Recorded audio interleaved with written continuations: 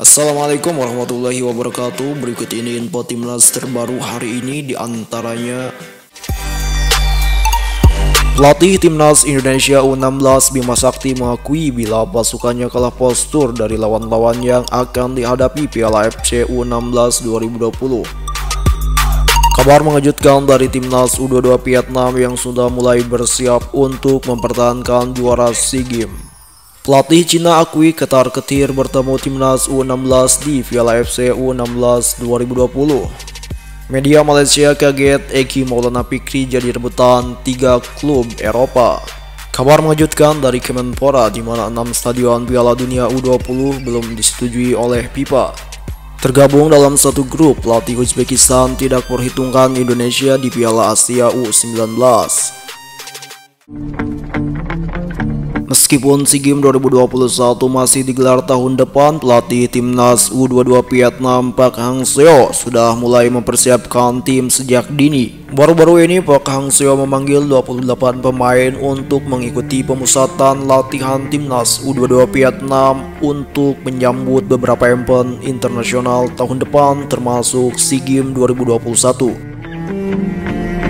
Tujuan digelarnya pemusatan latihan tersebut untuk menguji kemampuan setiap pemain agar timnas U22 Vietnam bisa lebih kuat di SEA Games 2021. Maklum, Vietnam dipercaya akan menjadi tuan rumah olahraga multi-event terbesar se-Asia Tenggara tersebut.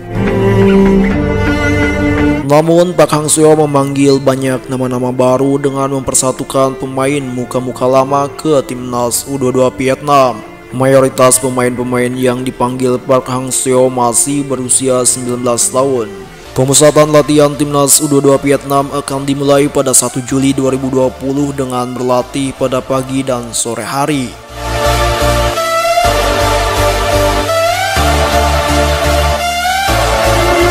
Pelatih timnas U19 Uzbekistan yaitu Timur Kapaje tidak memperhitungkan Indonesia sebagai pesaing di Piala Asia U19 2020. Menurut dia, di fase grup hanya Iran yang akan menyulitkan tim asuhannya. Uzbekistan dan Indonesia tergabung di grup yang sama pada putaran final Piala Asia U19 yang akan digelar pada 14-31 Oktober mendatang. Keduanya berada di grup A. Selain kedua tim tersebut, ada Kamboja dan Iran yang menghuni grup yang sama. Uzbekistan akan membuka Piala Asia U19 dengan menghadapi Iran pada 14 Oktober. Sementara di hari yang sama Indonesia akan berjumpa dengan Kamboja. Kami akan menghadapi Iran di pertandingan pertama dan itu akan menjadi laga yang sulit buat kami. Saya kira hasil undian cukup adil karena hanya ada 2 tim yang kuat di masing-masing grup, kata Kapaje. Kapaje mengaku dirinya tidak mengetahui permainan Indonesia dan Kamboja, karena itu ia akan melihat permainan kedua tim tersebut saat Indonesia dan Kamboja bentrok di laga pertama.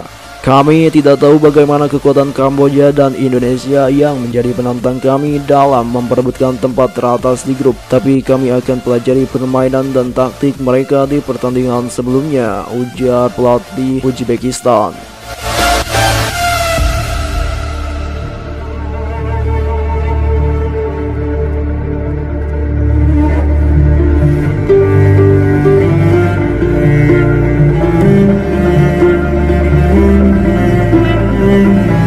Pelatih timnas Indonesia U16 Bima Sakti mengakui bila pasukannya kalah postur dari lawan-lawan yang akan dihadapi Piala AFC U16 2020. Di ajang tersebut, Garuda Muda yang tergabung di grup D bakal menghadapi Jepang, Arab Saudi, dan Cina. Oleh sebab itu, dalam pemusatan latihan atau TC yang rencananya digelar pada 6-29 Juli nanti di Stadion Patriot Candrabaga, Bekasi, Bima Sakti akan mengejut fisik anak asuhnya. Adapun TC tersebut bakal diikuti sebanyak 26 pemain. Fisik itu harus siap, kita kalah secara postur, otomatis kita perlu juga fisik, kecepatan, dan mereka harus persiapkan itu semua, ujar Bima Sakti. Bintang timnas Indonesia yang saat ini bermain di Lesia Gedang, Egy Maulana Fikri, dikabarkan tengah menjadi rebutan 3 klub Eropa. Egy Maulana Fikri siap dilepas dengan bandrol 300.000 euro atau setara 4,7 miliar rupiah. 3 klub pun telah mengantri demi mendapatkan jasa pemain asal Medan tersebut. Wakil dari Indonesia, Egy Maulana Fikri bakal berganti klub. Lesia Gedang mungkin tak lagi memakai jasanya dan akan menjualnya pada musim panas seharga 300.000 euro atau 4,4 miliar. Kabar tersebut kemudian langsung tercium oleh media Malaysia yaitu Phuket FC. Dalam artikelnya, media tersebut cukup terkejut dengan adanya klub yang ngantri untuk mendapatkan Egy. Pasalnya Egy Maulana Fikri jarang mendapatkan jam terbang di Lecce Gedang dan selalu menjadi penghuni bangku cadangan. Diketahui salah satu klub Eropa yang tertarik dengan Egy Maulana Fikri merupakan raksasa Slovakia yang pernah diperkuat merek Hamsik.